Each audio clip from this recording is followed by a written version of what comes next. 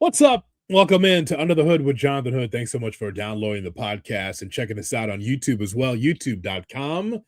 And boy, we are growing on YouTube and the podcast because of you. So thank you so much for getting us started in a big way in 2026. It is playoff meat and cheese week for the Bears against the Green Bay Packers, the third time that they are going to face one another. And man, it's going to be lit. I was wondering like when this game would take place. Cousin Wally and I were saying, when the matchups were official, what time would this take place? Would this be Sunday night? Would this be Sunday afternoon? No, it's Saturday night on the lakefront. That's going to be incredible. The Bears and the Packers. And talk to us about it from that Davis show, from the podcast. It's in our bio, by the way, if you want to be able to like, share, and subscribe what Ken Davis does. Ken Davis, our guest right here on Under the Hood with Jonathan Hood. Ken, as always, appreciate the time. I appreciate you having me on, Hoodie. How's everything going, my man?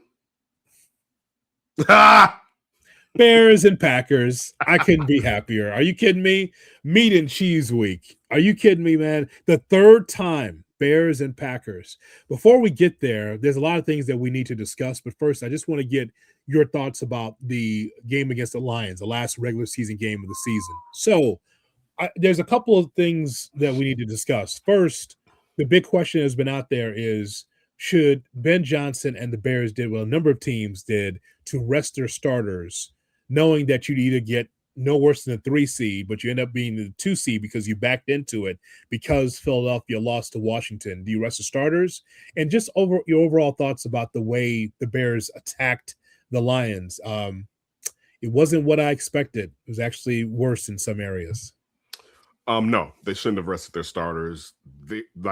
That's for teams that have been here before. This team is growing, and every game helps them. Also, if we're being honest, the better matchup is them versus Green Bay than anybody in NFC West. Let's just be frank about it. We talked about that like last week. You saw what the 49ers did as far as the ability to score. Listen, I don't know when the Cinderella slipper is going to slip off for Sam Darnold, but it may not versus the Bears, and just on both sides of the ball, what they were able to do. And the Rams with Mr. Mini arm slots and Puka Nacua, and maybe Devontae will be healthier by then. A really good running back in Williams. Defense really rebounded the defense after Aaron Donald retired. We thought you would have thought this was going to take longer. I don't know if you want that smoke. Green Bay, you know you can beat Green Bay. You should have beat them the first time. You beat them the second time, and Michael Parsons is gone.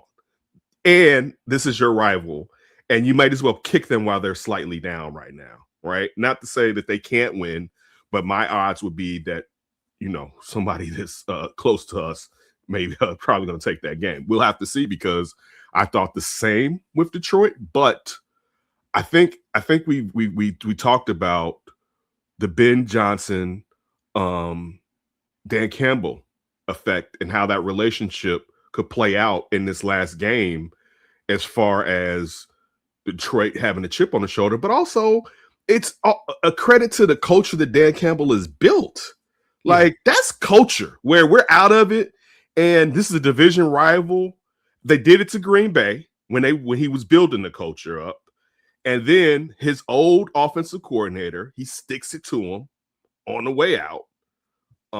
No, I mean, they definitely should have played. And Detroit reminded the Bears that they aren't there just yet. That's again, so hypothetically, and this would have been what a lot of people would have said. Let's say they sit there, they don't play their starters. They end up as the 3rd seed and face somebody in the NFC West, or they end up into 2nd seed and still face the Packers. Then they come out flat. Everyone would have been like, see, they should have played against Detroit, because who are they to take a week off? This hasn't been right. This is just the offense is just starting to click. There would have been a ton of reasons but sitting the starters, particularly for teams for fans, a fan base that has been frustrated with the old regime of not playing starters in the preseason, right? That's been, how long have we been talking about that? Now we sitting guys that are learning, like Luther Burden doesn't need reps. Colston Loveland doesn't need reps. Caleb Williams doesn't need reps. Caleb and DJ Moore still haven't found a consistent connection. right? So Theo, look, if depending on if Ozzie Trapillo is available, Theo Bennett doesn't need to work some rust off from him being on the bench the last several weeks. Like, there's a lot that needs to be done. The defense and trying to figure out whatever the hell they're going to do, because I don't understand why nobody can give. I know, listen, some of that is on Dennis Allen, but if I sit in the house and nobody gets home, what can I do? You know what I'm saying? At some point, someone has to get home. Like, someone has to get home. I'm sending 5, if not 6. Someone has to get to the damn quarterback, and it doesn't happen. That's frustrating. Again, but yes, they should have played their starters that game. He's not happy about the defense, folks, and just in case you couldn't tell, he's not happy about the defense, and he's like me. I'm disappointed. This is why I always thought that was bullshit after the San Francisco game, where people said, "Oh, Caleb scored so many points, it felt like a win. He had so many touchdowns, it felt like a win." No, the defense didn't make it feel like a win. Absolutely not. To your point about the number 2 seed or number 3 seed, let's back this up with numbers, because I know I said at some point, when you ad lib 1,000 words, thousands and thousands of words, you say things, and then you go back and say, well, maybe I should have changed that opinion. So my opinion was that I didn't care if it was the number 2 or 3 seed. You got to be able to win the football game. You got to move forward in the tournament. But then I looked at Brad Biggs' piece from the Chicago Tribune. He said, check this out, Ken. He says that the 11 starting quarterbacks in the playoffs with postseason experience have combined for a total of 7 road playoff victories. The Pittsburgh Steelers' Aaron Rodgers owns 5 of those. So 10 quarterbacks with playoff experience, not named Aaron Rodgers, are 2-21 in road playoff games, which does not include the Super Bowl, a neutral site game. So so as much as I was like, hey man, just get out there and play, just get to the playoffs, it is actually an advantage you'd hope for the Bears, knowing that you're at Soldier Field and fans are going to be behind you. There's going to be some Packers fans there too, but the majority are going to be Bears fans. And you're at home, you're in your own bed, you roll out of the crib and you go to Soldier Field. That is an advantage in some ways. But then I look at these road records for the playoffs. Like Matthew Stafford is 1-5 in the playoffs on the road. Sam Darnold's 0-1, Jalen Hurts 0-2, CJ Stroud 0-2. So there's a number of that's not a lot of experience winning on the road. So think about first-year head coach Ben Johnson, and then Caleb Williams in this spot. Whew, that could be tough on the road in that first game, but they're going to be at home. So I'm actually happy that they got the number 2 seed. Yeah, and also it allows them that if they win, they should still get another home game. So as you look, it'll be different. I don't know. The one thing beautiful about Chicago, I don't know any Chicago teams, home, stadium, field, whatever, park, that if we're behind them, it's not an advantage, right? Like, this isn't one of those laissez-faire places. This is, we get amped. Like, when a Chicago team, I say this and you'll know. I say, when you know a Chicago team is really balling out, when women, particularly black women, say, I'm going home to watch the game, just the game, right? The game, yeah. It could be Bulls playoffs, Bears playoffs, right? But it's just the game, right? And that's what that whatever it is called the periphery of fans. Like, the fandom has really popped out again, where people like, that's this. And in saying that, as you said, Soldier Field is going to be rocking. Yeah. And it's a benefit, and particularly on a growing team. But now let me say this to your point. At some point, this team is going to have to learn to win on the road during this what we hope is this span of playoff years, right? Yeah. You have to. You can't, well, we suck on the road. Well, you're going to have to be able to do that. But it being a benefit, particularly with a young team, as you mentioned, a coach that is a rookie, a second-year quarterback that's semi-rookie-ish because he learned little outside of the speed of the game last year. So it's a benefit that credit to them, and also credit to them for having the record to be able to do something like this and giving themselves a chance to win and get the second seed. But at least, as you said, and I say the same, they backed into it, which again, credit to the Eagles for benching their players. Some of their players. Yeah, and Washington wins, and again, there's been a lot of fortuitous bounces for the Chicago Bears, and this is one. Like, I would have liked the Bears to be able to just understand what was at stake. Number one was trying to get that number 2 seed, but doing it on your own volition, like winning the game. You wanted Ben Johnson to get his lick back because Ben Johnson, that's his old team. You got destroyed. You got dog walk in game 2 of the season, so you want to get your lick back. You didn't get that. Defensively, Ben, don't break. You give up 19 points. You should be able to be in the ball game. You should be. But again, the offense regressed back to like the early part of the season where pre-snap penalties and the ball is hiked where Caleb misses the ball and goes all the way to the 1. 3 quarters of no offense. I'm like, are we going back to we're going back to training camp? We're going back to week 1, week 2. So I just thought there was a lack of focus there. But I do want to talk to you about what Ben Johnson has been saying, because over the last couple of days, he's been very pissy after that game. He was pissy after the game. He was pissy with Jeff Joniak, I thought. And I thought he was pissy in his press conference on Tuesday, because he understands like how big this is. Like, you want to beat your rival, you want to beat the Packers. But I think that he is dismayed that everything that they worked toward offensively, especially that San Francisco game, it was all thrown out in the trash. It was all out of, like, I don't know what happened there. You went from going step for step with Brock Purdy, and then you do that. And then Ben Johnson said it was a simple game plan. I don't know why we didn't execute it. That's pretty strong. That's pretty strong. There's a guy there that I thought was pretty upset about how the Bears lost that game. Isn't this what we've been saying? We've been wanting for as long as Mike Dicker was on the side. I know it's not the same. It's an apples to oranges comparison as far as the personality that Mike Dick is. Sure. But when you're talking about an offensive head coach, like, this is his thing, right? The offense was finally clicking, as you pointed out, the Brock Purdy, Caleb Derby.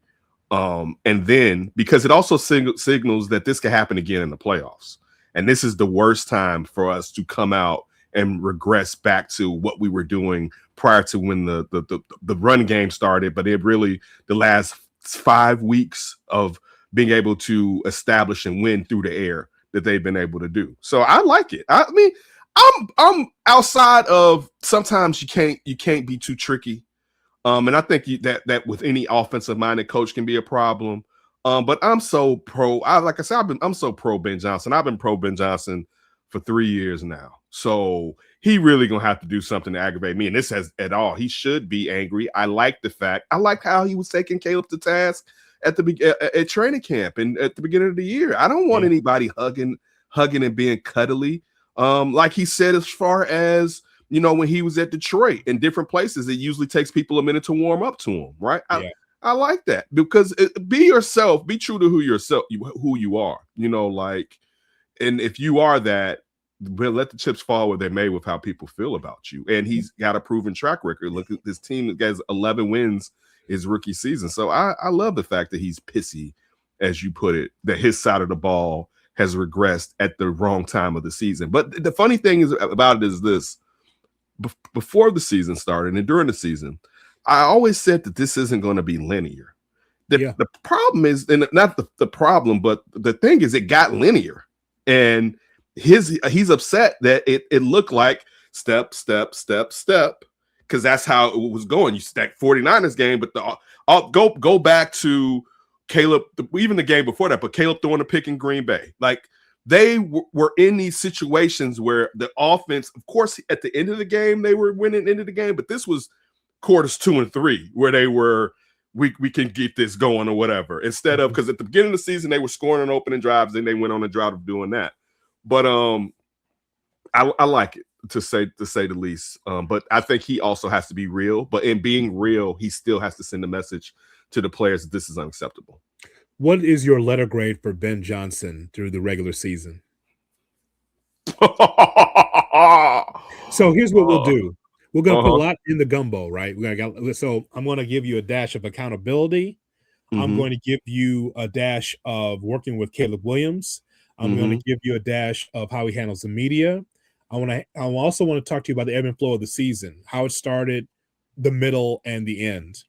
So if you put all those ingredients together, what is the letter grade for Ben Johnson himself as a head coach in his first year? An A+, easily for me.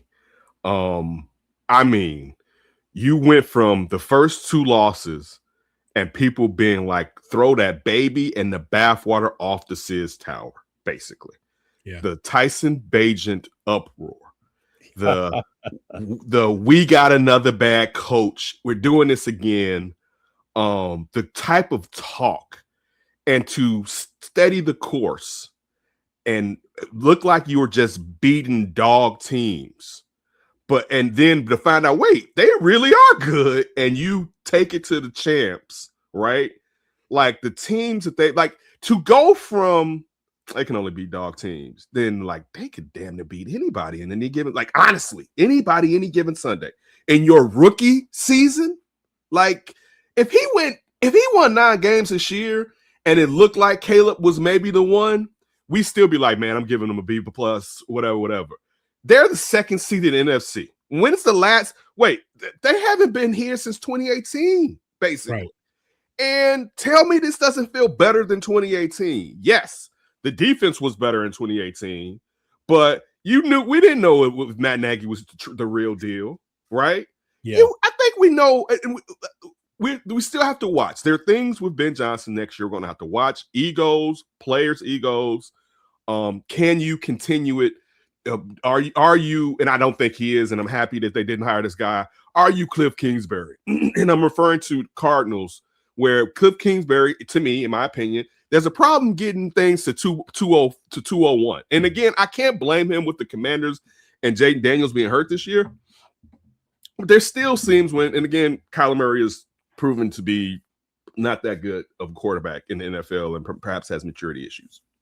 But thinking about if they would have brought in Cliff Kingsbury, they may have not been able to get Ben Johnson, and Ben Johnson being a revelation, Ben Johnson being the best young coach.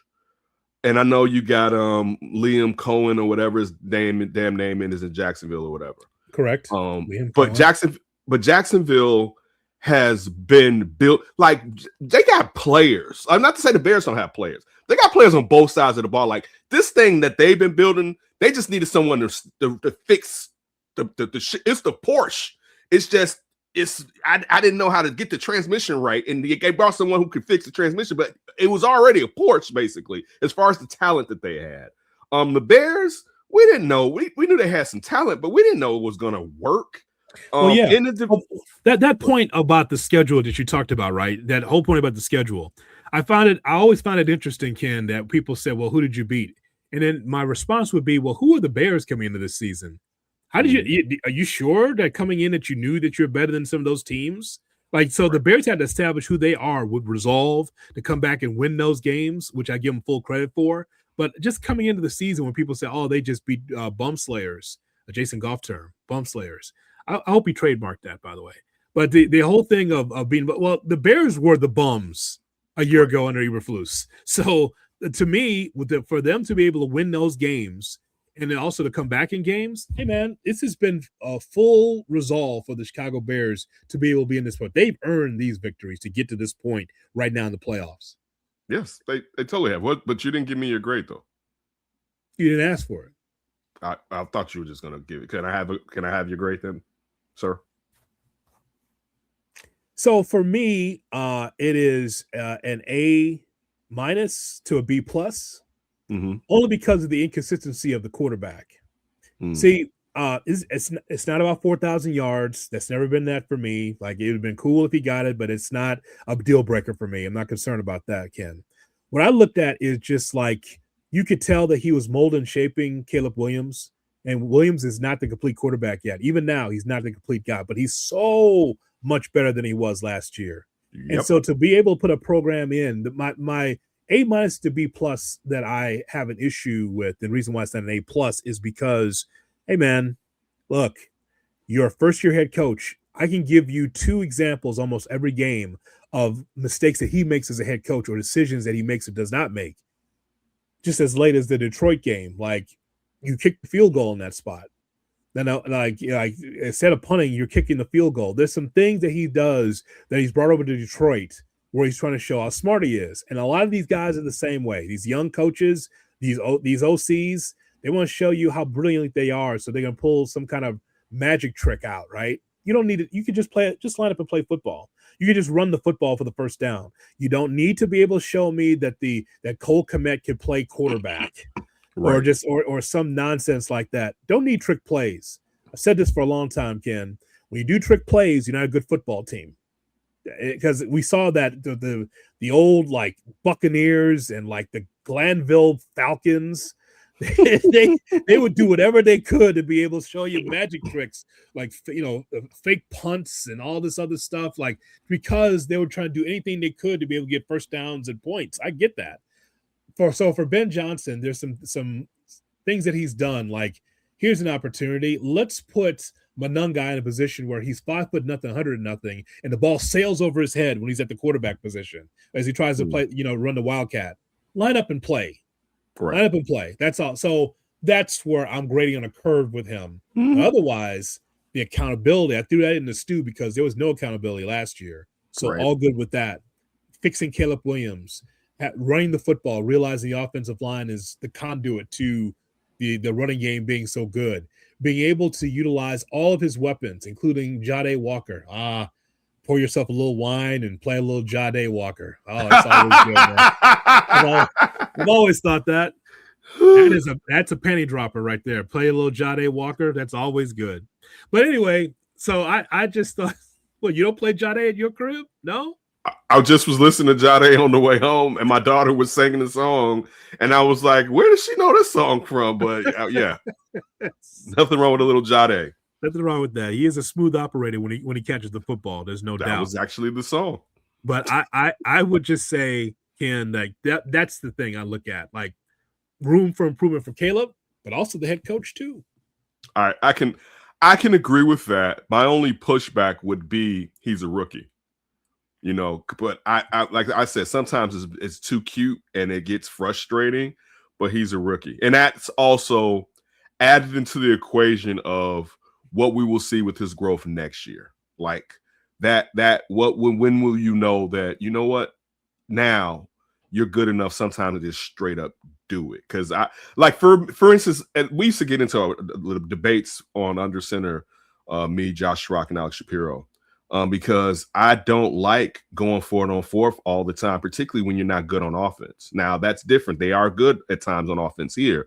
But that equation, you leave too many field goals, what I would think would be a field goal, on the field. It's like sometimes, get a few field goals in and get that 6 or 9 points instead of we got to go for it. There's still game to be played. You know what I'm saying?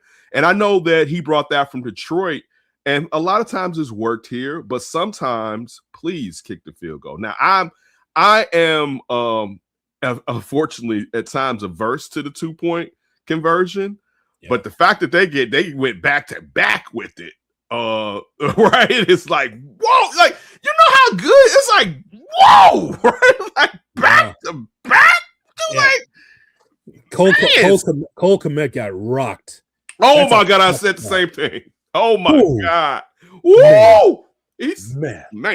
Yeah, that's a guy there that's earned his keep to be able to take that kind of beating. And then I think Monangai had the other one, and you tie the game at 16. It's like that resolve is there. I just want to see that spread over 4 quarters, Ken. I feel you. This is not helping the community when you continue to have these comebacks, these cardiac bears, man. I mean, it doesn't.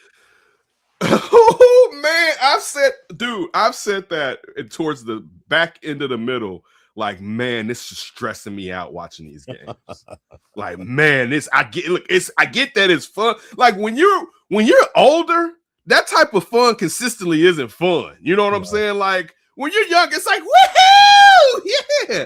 You can always be like, I just want a victory. I could just have a straight victory today, not a comeback. Oh my God! Like, it's just, man, some of those games. Oh my goodness. But you know what? And we'll have to do this. well, because we haven't taken a step away from the season since we're still going through it. But Mhm. just the memories that this season has created. There's been so many memories after coming out of sucking for eons, it felt like. It shows you where we are, right? So Ben Johnson, a coach of the year candidate, his team is in the playoffs. They're the number 2 seed, and the former coach was fired. The defensive coordinator of the Cowboys, Matt Eberflus, fired. Let's see. I think one of the reasons why is that I think that Cowboys are missing someone on that defense. Who are they missing? That there was someone that they had.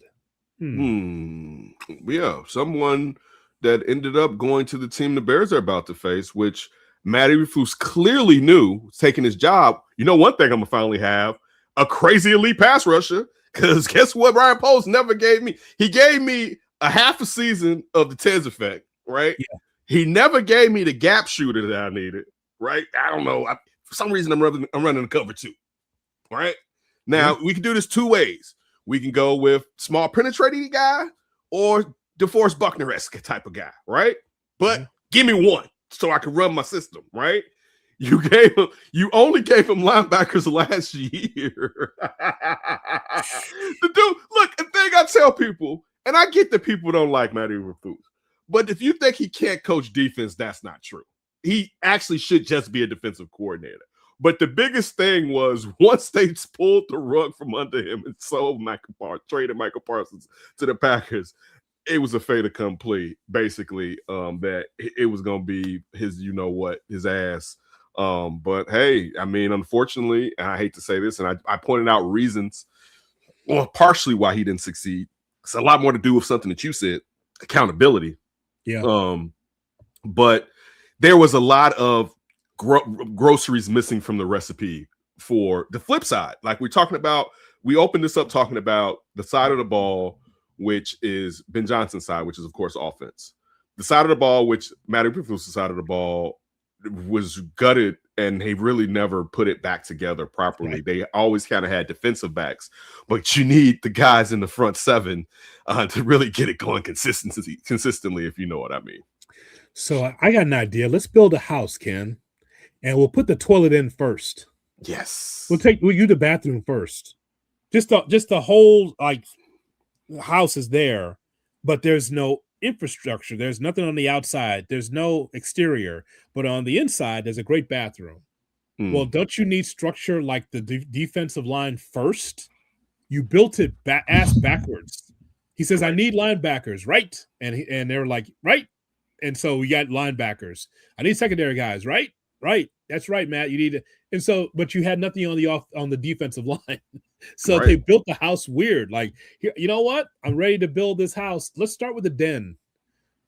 Dude, the trenches, but even the flip side, the thing that made it even more infuriating was he did it on both sides. I mean, Ryan Poles on both sides of the trenches. Yes. Like you unless Ben Johnson gets here, you're never going to go for those trade for those offensive linemen and draft the guys that you drafted. You would have gotten projects all up and down and cheap guys that were backups and told us they're about to come up. You would have never said, "I'm going to fix the offensive line," right?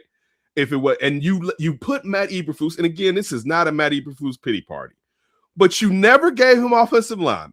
And this is guard, forget tackle, guard, center, the center position. The fact that the center position was as bad as it was, right? Yeah. It's just like, what are we doing here? And then you were guardless? Like, no, you gotta have some. I get that you don't have Trent Williams as your left tackle. I understand that part. But you gotta have something. And we always talk about waves on defensive line. They had a what? They didn't have waves of Jack.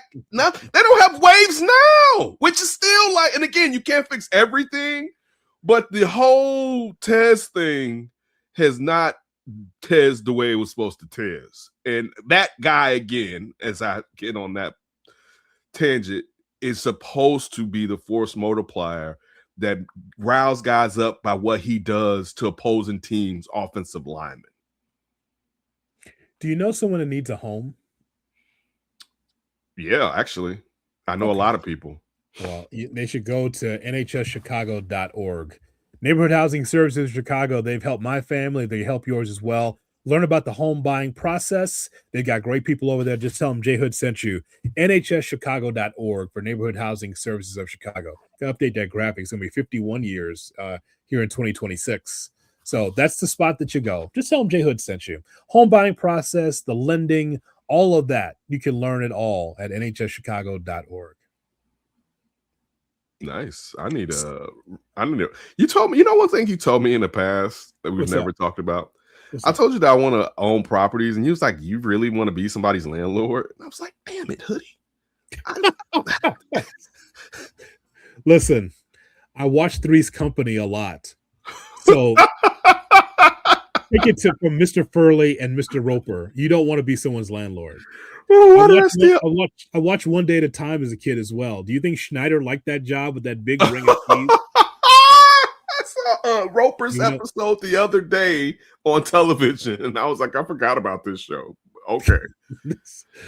so just take it from me. I've seen the how difficult it is to be Yeah. able to be the landlord, and you got to be responsible for the heat Right. and the coolness and like the plumbing and all that. It's like, and neither one of us have the money to be able to supply, the people to come in and fix stuff for you. So no, I don't. I think at this time it's not a good idea. Let's see. Yeah, I mean, unless you want to just go broke. I mean, you could do that. Like, I need the collateral so my kids can sell something in the future when I'm no longer here. God, Harry Porterfield with us, everybody, talking about the roots of what needs to happen in the community. We need to just give it to the kids so they have something to fall back on. Yes. Can I just tell you something? That happened in my family. Let me tell you what happened. My dad said, "You know what? I want you to be able to have something when I'm gone. Here's this house on 63rd Ingleside, 3 flat. I lived here when we moved. We moved to Chicago. This is my first place, and look at this. I want you to have it." He passed away. I sold it. We now move to the injury situation for the Chicago Bears.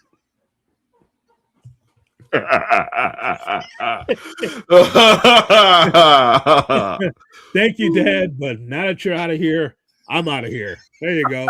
I'll take that money. Thank you very much.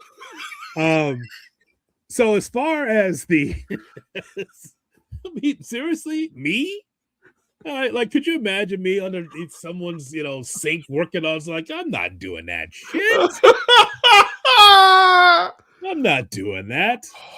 Oh man, I'll do it in my own home, but for someone else's, yeah. let me tell you another reason why I didn't take over that house. I'll tell you another story. We had an old lady. Her dad or her husband had passed away, and it was just her. She's about 4. The lady that was staying in one of those apartments was like 4 foot nothing, barely 90 pounds, shuffling around in her nightgown all day. Boy, that's living, by the way. When you've retired, you got money coming in, you just be in your house coat, just shuffling around all day, right? So my dad is the landlord, along with working his number one job, and God bless her, Miss Richardson. She calls, and she said, "Mr. Hood." He said, "Yeah." This Miss Richardson. Yeah, I know. Yeah, what's going on? I want my kitchen painted. He said, "Okay. What color would you like, Miss Richardson?" "Well, I had my eyes on this canary yellow. It reminds me when I was living in the South. It's so beautiful when the sun comes up. I'm gonna get me a canary yellow kitchen. I want you to paint it for me." My dad just rolls his eyes. He's like, "You sure you want that?" "Yeah, I love some canary yellow. I'd love that for my kitchen, Mr. Hood. If you could put it up there, I'd be so happy." He's like, "All right." So he goes over to Sherwin-Williams, maybe Saxon. Might have went over there too, right? One of the two. Probably was trying to decide which one was cheapest because that Right. was my dad, right?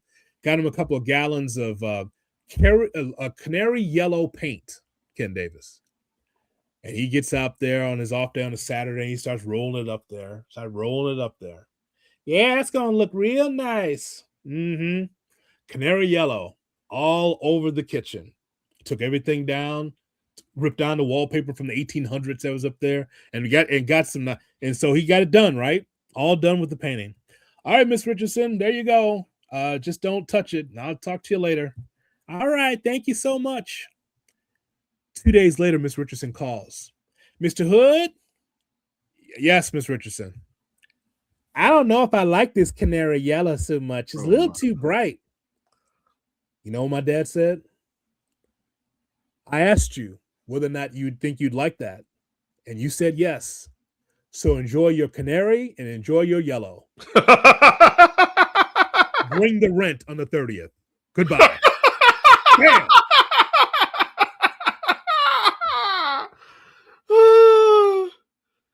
That's why I don't want to deal with that, Ken. I hear you. Now that okay. I That's hear that. why I don't want to deal with that. I don't want to deal with it. And God bless Miss Richardson. She was always kind to me, but just the idea that she had in her head that she wanted a certain color, canary yellow, right? And you know that an old house that looks like the shits, right? An old, and then and my dad was like, "Yep, enjoy your canary, enjoy your yellow, and bring the rent on the 30th. So long." As far as the Bears are concerned, it's good to maybe we're going to get Kyler Gordon back, the Bears, and Rome Odunze. They were limited in practice a couple days ago, and Ozzie Trapillo did not play. It was the Canadian Eagle out there that played on the offensive line. Then DJ Moore, he has a knee injury. It looks like we'll see if he's ready. So there's a number of guys but I guess the biggest question is, Ken, it's not the canary yellow wall. The biggest question is Tyreek Stevenson was available, was now on the injured list, but did not play. So I wonder does the Bears look at that defense, especially that back end, and say, man, Jalen Johnson's not 100%, and he looks terrible out there. Just not good.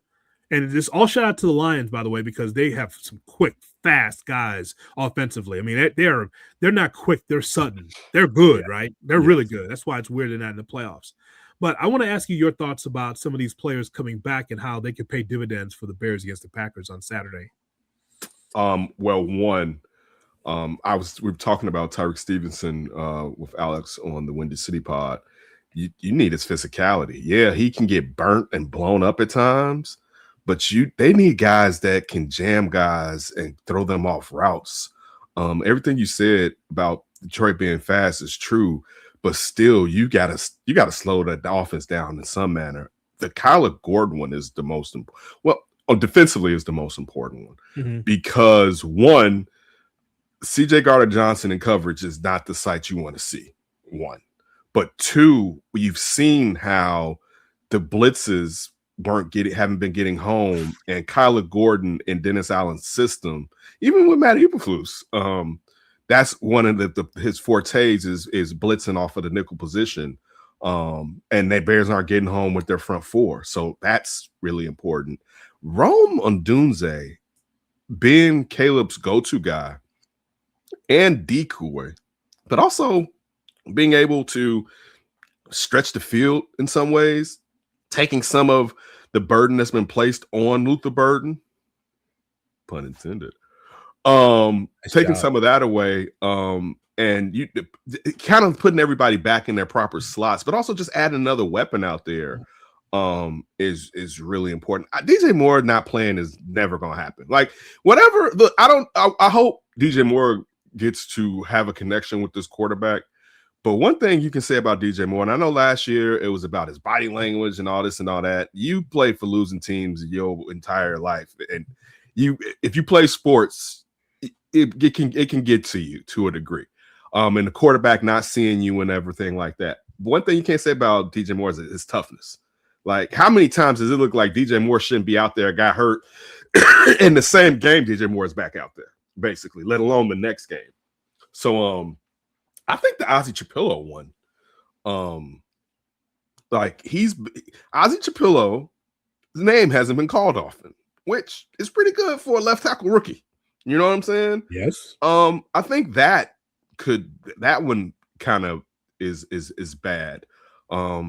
Because the kid under the conditions that he's been placed under has played well, being that he didn't get all the reps They did look at him, but they put him back to right because they were like left was too much for him. And to come out and solidify that position and that offensive line that side of together, it's a credit to him and Dan Roshar. But yeah, that was I missing any players? Was there any other player that you mentioned I didn't say anything about? No. Well, I asked you like Tyreek Stevenson did not play in. I don't get that. Game. So, but he was healthy. So, did they rest him, or do you think Tyreek Stevenson's bad? Is because there's a reason why he didn't play? I don't know if, again, this is my opinion. One thing I will go back to always is Ben Johnson talking about knowing Kyler Gordon. Because even though he's in the building, you don't know him as a player, particularly what he's done on the field for you, right? I don't know if with Tyreek Stevenson being hurt and other guys playing well, particularly Nashawn Wright, how that has affected how they feel about him, or I don't know. I don't know why they gave him a healthy scratch. Because like what you said, I would think with Jalen Johnson not being right, that he should still primarily be on a snap count rather. Yeah.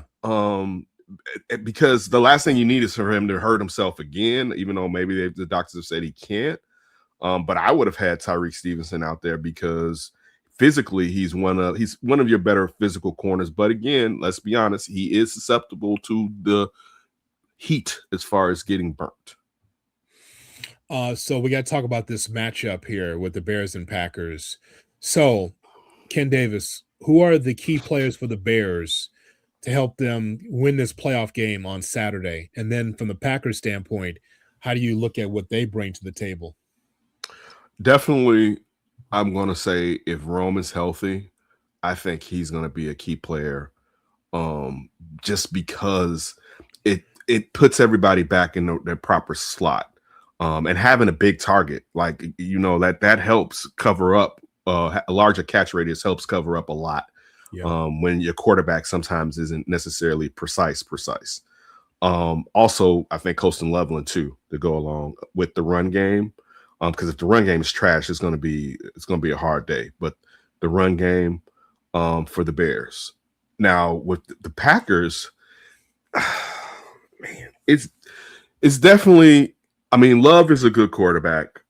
He hasn't necessarily reached the levels of his predecessors in Favre and Aaron Rodgers. Mm-hmm. But their wide receiving core, I don't know what they make up in Green Bay, but they always got 4 dudes at least, right? And we just talked about the secondary not being the secondary that it was towards the beginning and the middle of the season. But I'll say this: the last part is Josh Jacobs and his availability, because I mean, he can give it to the Bears, and I think that's the feat. That was wide receivers in that running game. Man, especially just when you look at how people have been able to score on the Bears, this can get lopsided because one, you're not getting to that quarterback. You know what I'm saying? But I think the biggest thing, and this is a thing that we talked about the second game here in Chicago versus the Packers, and you've alluded to it when you talked about Matty Eberflus not having Michael Parsons. That Michael Parsons not being there makes this thing wide open for the Bears. Like, the difference in Michael Parsons' speed to alter the angle that Caleb Williams takes getting out of the pocket compared to get first downs compared to the first game when he was playing to the second game when he was out. You see it. And I think that's what lends me to believe that this was the best matchup the Bears could possibly get, was to go up against Green Bay again, because one, they know they should have beaten them twice already. Yeah. But Michael Parsons not being there, it just opens the door for the Bears to be able to take Green Bay out of the playoffs. So I think the Bears can win the football game. What I would like for the Bears to do is for the Bears and the offense to get their layups, right? When I watch Caleb Williams in the Lions game, I was dismayed that he did not run with the football, because that's really been something he's done well, and he got bottled up sometimes, but it doesn't mean that he can't stop running the football. You are correct that the running game has to be able to develop with Monangai and Swift. We didn't get enough of that in the Lions game either, and give the Lions defense credit. They were right there, but I don't think the Bears went to it enough. But I think the fundamentals, the simple is fine against the Packers. I want Caleb to run out of the pocket for the first downs. You don't have to do something crazy. I want them to run the football, but because the offensive line is strong, so you'll be able to get holes there. But get your layups, man. I thought at times Caleb was able to do that by establishing the tight end and Colston Loveland. That's his safety blanket now, and I'm all for it. If he's right there at the first down, catch the football, first down. Just matriculate the ball down the field. Mm-hmm. You don't need an 80-yard bomb. You don't need to have any trick plays. Just play straight up, Ken, against them offensively, and move the ball around. Like if Rome's healthy, you don't have to feed Rome 100 times just because he's back. You don't have to do that because DJ Moore is going to want his. DJ Moore kind of broke away from a route, I thought, in double coverage. Didn't even attempt to knock the ball down. I think that's a mistake. Didn't like that. But you still, but still, like you give him the football. You get him in a position where he can help you, and like everybody else. So spread the wealth offensively, run the football. I want Caleb to utilize his legs, and I think that the Bears will not have goose eggs for 3 quarters in this game against Green Bay. I'm with you. I think I'm with everything you said. This is why I wanted the Pack. Again, as we've said before, if they lose games to the Pack in the regular season still with a Super Bowl, great. This game matters. So you have to get through. And so it's even better, all right, that you can actually beat your rival who has been kicking your ass in the playoffs as you begin this new era of Bears football. Want to ask you about a coach that was fired, John Harbaugh of the Ravens, fired after 18 seasons. And Brian Harlan, his agent, he says in the first 45 minutes, there has been 7 NFL teams expressing interest in John Harbaugh, and rightfully so. You don't get runs like this unless you're Mike Tomlin or John Harbaugh. But there was going to have to be something that was going to have to happen with the Ravens, because this is a team, Ken, that was supposed to be able to get to the playoffs. Who knows what's going to happen at that point in time, but Lamar Jackson in and out because of injuries, and they underachieved toward down the stretch. And so it was a parting of the ways. But John Harbaugh fired, man, that sends shockwaves. Like, you fired Jonathan Gannon from Arizona. You fired Radio Raheem in Atlanta. You want to do that after 2 years? All right, cool. He's got his radio going to the pizzeria. He's fine. But John Harbaugh, though, that was a surprise, I thought. It was time, Hoodie. And it's not even a knock on him, but it ran its course. And it seems from, again, these are articles that we're getting. We're not local in the DMV area, but it seemed, Baltimore rather, it seems like the relationship with him and Lamar, I know he said everything was copacetic. Either something was there, or perhaps it was a lack of holding him accountable at times from some of the things that was said. You don't know if they're all factual or not. But I would go say this to you. Look at the Eagles and Andy Reid, right? Like, Harbaugh, he's been a really, really good coach. And he was like, he won the one with Flacco. Wasn't he there? He won the one with Flacco, didn't he? So he won. Yeah, he's been there that because he beat his brother thinking about it, and the lights went out or whatever, right?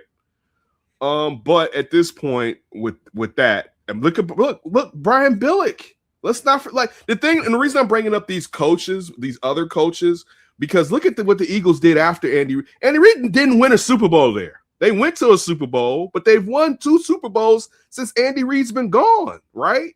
Mm-hmm. Brian Billick won a Super Bowl, and then they brought in John Harbaugh after Brian Billick had been there forever. And John Harbaugh, again, won a Super Bowl and had a nice run. But it seems like his words perhaps were falling on deaf ear. Now, again, you talked about Lamar Jackson's been hurt all year. I mean, the run they went on too, because let's not forget, if they don't beat the Bears, they don't even get a chance to go on that run, basically. Right? Yeah. So, I mean, it looked like they was out. It was like, dude, if they lose again, they have too many losses to make it to the playoffs at this point in the season, basically. So, like you said, good coach, but I think that his time there, it was time. And again, at the point, there's a lot of job openings, right? I thought Andy Reid should have took a season when he joined Kansas City. I thought should have took a season off. And look at what the hell happened to him in Kansas City, right? Yeah. So, like, dude, now all these jobs are open. You can go build with Tom Brady in Vegas, which weather-wise is better than where you was at in Baltimore, right? Yeah. Well, I want to ask you about that. So, for you, Ken Davis, if you are John Harbaugh, what job do you take based on comfort for you and the family? So there's the Arizona job because Jonathan Gannon was fired. That's out. So you're not gonna live in Glendale. Never. Okay. Never. All right. There's a Las Vegas job as Pete Carroll was fired after a year. Living in Henderson. You good being in Vegas? Yeah, because I don't have a gambling problem. So it wouldn't affect me like that. I mean, weather, the shows. Think about being like, Vegas is so small but so big at the same time. That's true. Think about being the king of Las Vegas, basically, if your team is balling out, right? Like that one. What other jobs can I get the other jobs that are out there before I? Yeah. I have the list in front of me. I just want to find out whether or not Vegas would be. I would work in Vegas. We were just there for Bears Raiders, by the way. This ESPN Chicago was there, and there's a lot of signs, a lot of signage, and a lot of billboards for the Raiders. Commitment to excellence, all this, just win, baby. There was a lot of that. Unless they play at the Sphere, though, they'll never be the number one story in Vegas. It's always something else. So, but at the same time, though, it's weird because going to the game, the road fan always takes over. Yeah. Because all the real true fans in Oakland or Los Angeles. So I hated that. I hate it. I like that. To me, the NFL should have forced them if they were leaving to go to LA, and they should have made the Chargers go to Vegas, if I'm being honest. But again, they don't control that. Everyone wants to get to Vegas as far as ownership. But I hated the fact that Oakland won with the fan base, but I know situation with paying for stadiums and stuff like that. But I hated the fact that they didn't go back either to Los Angeles. You were saying that, but please continue. How would you like to work for the Giants as they fired Brian Daboll? Never. Not one of the great franchises, the Giants. Okay. Well, think about some of their history. It's New York, for God's sakes. There's some of their history with Geno Smith being like the first brother to start at quarterback. But this is the problem. This is the problem. It takes a certain type of individual to win in New York. Where, I mean, we live in Chicago, but when you talk about a city that doesn't sleep, and I'm talking about now your players are out there doing Lord knows what they're doing out in New York. And it's so many places they can do it at that I wouldn't even want to, like, that's a confident individual, and I believe I can be confident. But also, again, ownership isn't bad, but sometimes I think they can just think they know things and they go along, just like holding on to Danny Dimes too long. Yeah. Eli shouldn't be benched. And it's like it was over. Shut up. Like I don't like that. So you don't want to work in New York. Okay. How about Cleveland? Cleveland? No, never. Kevin Stefanski was fired. No. Great fan base, great. Seemingly since returning cursed from losing to the Ravens, former Browns. I remember when what carbon policy or whatever from the 49ers was supposed to do it when they first brought that franchise back. Never. I don't believe in that. And again, if you get Cleveland going, that fan base is a great fan base for you, but I wouldn't touch it with a 10-foot stick. Tennessee, working in Nashville. I like that.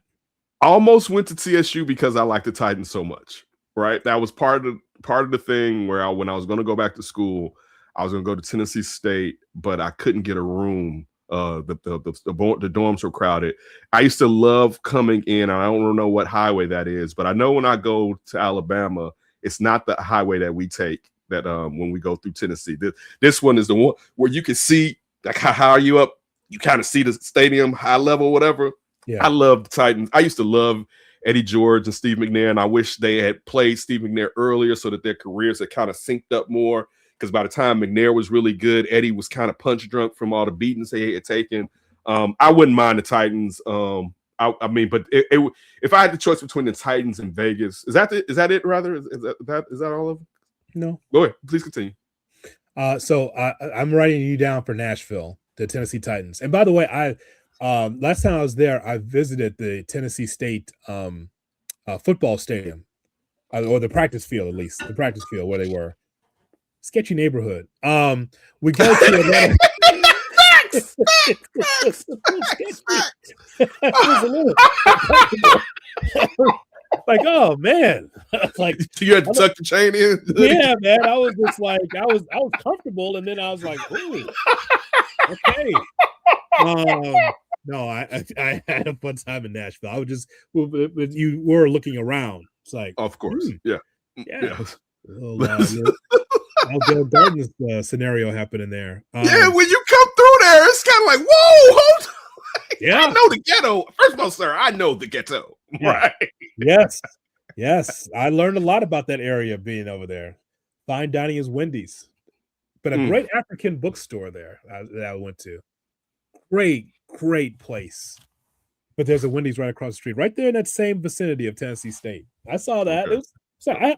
I bought a hat actually. It's up here somewhere. I bought a Tennessee State hat. It's TSU. It's up here, and saw Eddie George in the airport the same day. Atlanta Falcons fired Radio Raheem. Man, it's a good job, man. Atlanta. You know what? It's Atlanta. If you can get the Falcons going, plus, okay, since I brought up, I'm black and I can get the Falcons going, dog. Magic City is mine. All right, like you have to be single again, Ken. You gotta be single. You can't go in there married. Why? She's secure. She's secure. This lady's secure. I'm the kid. I gotta get the wings. Hey, babe, I gotta pick up the wings, right? Right, Lou Williams. I can't get the wings. You don't watch enough Tubi.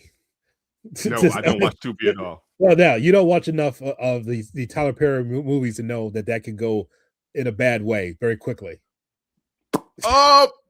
You know what? The thing, but see, that's the thing too. When you're given, you never. Oh, you know what? You never. There was a phrase that Jay-Z said on his album 444, and I'm paraphrasing, but you never want to end up like Eric Benet, right? Never go full Benet, referring to his marriage to Halle Berry, right?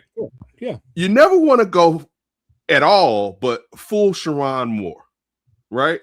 You never. Because, bro, we know the things that they taught us. All right, young Catholic school boy. Yes. You know what my teachers told me? What's that? That there are officers with guns ready to drop them on you. My Catholic school teachers, right? More than one, right?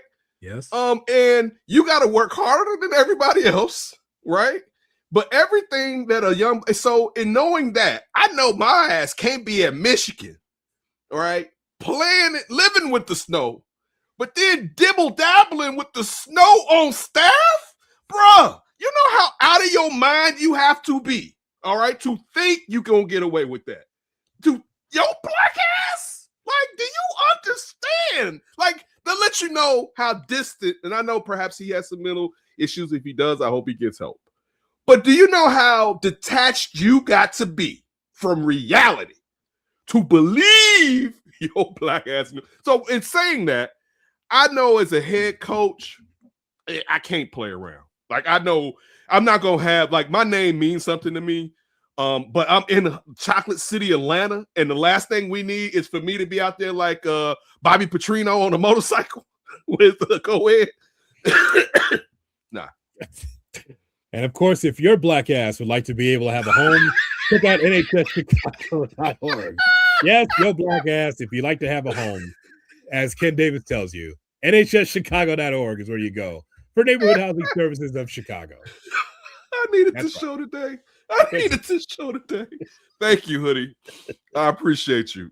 That's right. For all the black asses that need to have a home, NHSChicago.org is where you go. Tell them J Hood sent you. Absolutely. So I'm checking off these 3 jobs. I think the Tennessee job is good. Mm-hmm. With Cam Ward, they might draft another quarterback. Who knows? It could happen. So that's the third one though, right? Am I tweaking? Yeah. Because you got Levis, Willis, and now Cam Ward. So that'll be the fourth guy. Again, I don't know if Cam Ward is him or not, but wow, that's a lot of quarterback drafting down there. We'll see. The Tennessee job is solid. The Raider job I'd be interested in. I might get fired, but I'm gonna get paid. But then it's Tom Brady that's presiding over it too. I think he's taking more control of the team. Yes, he is. So I think that's a good job. And like, I don't want the downside of Lamar with the Baltimore job. I don't want that job. I probably just because it's Atlanta. I just got to get in there. I take me through there. Take me through there. I gotta be in Atlanta. Yes. I gotta get there. Being being the head coach of the Dirty Birds, and you win, dog. Do you know what for anybody, but for a black man to win with the Falcons, you can run for mayor down there, damn near. Like the business opportunities that you will have, like, it's not even that makes it that span like that between them and the Raiders. Like you say, the Tom Brady part with what's the father? What's the owner's name? Davis. Al Davis's son, Mark Davis. Mark Davis. And what you said, alluding to the fact that Brady will play a larger role in the organization moving forward. I like that. Because if he believes in you, he's gonna put everything behind you to make sure he's right. You know what I'm saying? So I like that. But if you're telling me I can go to ATL, and if you can I know some of you guys that are listening or watching this may not remember the last iterations of the Falcons where you had Matt Ryan's iteration, you had Michael Vick's iteration, but you go back to the Dirty Birds, right? When they went to the Super Bowl and none of the players got caught doing some foolishness the night before. But Eugene Robinson, right? Or Eugene Robinson got caught soliciting. Yeah. But if you remember how culturally that big that was, right? Yeah. And like their biggest star may have been their running back back then, but it wasn't like they had a quarterback. If you were the head coach and you're the reason down there, it would be crazy. They will be the fact you said take me through. They will be making rap songs using your name in it all the time down there in ATL. If you could just get ownership out the way with Arthur Blank, you can do something. Like you just need that whole thing with like Michael Penix being hurt, and then Kirk Cousins felt like he got screwed. He felt like he should have been like that. Whole thing is murky. If you just get ownership out the way, you can. And now, you mentioned Matt Ryan, right? The quarterback. Yeah, he's in the front office now. He left the CBS job to be in the front office. Again, a neophyte at the position, never done that before. But it's a Falcon in the spot, right? So he'll learn on the job. But yeah, that's I wouldn't want the Ravens job because I'd take the Ravens job after the next guy gets fired, not now. The next time. You don't want to replace the legend or someone that's been in that chair for a long time. So I just think that those are good jobs and great weather. Like we picked some great weather places. Yeah, awesome. Tell people about the podcast, man. I know you're gonna be busy on Saturday. Yeah, the Windy City podcast presented by Fansided with Alex Shapiro. We will be there after the game to discuss the Bears' victory versus the Packers, and also critique anything that we feel did not properly take place during the game, offensively and defensively. That was a twist of my fingers, just cross my fingers right there. Okay, because that looks like something different, Derrick Rose. But go ahead. No, that wasn't that. What are you doing?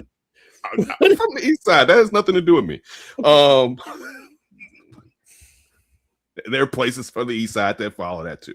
But yeah, that's where we'll be. Follow me at That's Davis and That Davis Show. I apologize. This has really went left today. Can't take you nowhere. No, can't take. There we go. Bring one of them around. Oh my God. Well, folks, as always, we appreciate the time here on Under the Hood with Jonathan Hood, and make sure that you like, share, and subscribe what we do here. Make sure you comment on our conversation about the Bears and Packers. Got a great feeling about the Bears winning this football game, but they got to take care of their own business. I don't care if it was the Eagles on Saturday. Don't care if it was Any other team. I'm glad that the Bears have an opportunity to be able to be in the playoffs. Again, it doesn't happen every year, so we got to relish this. Bears get to the playoffs, beat the Packers, and move on in the tournament. That's the most important thing. We'll have full coverage right here on Under the Hood with Jonathan all week, and also the post-game show as well. For Ken, I am Jay Hood. Thanks so much for checking out Under the Hood with Jonathan Hood. Pitchforks down.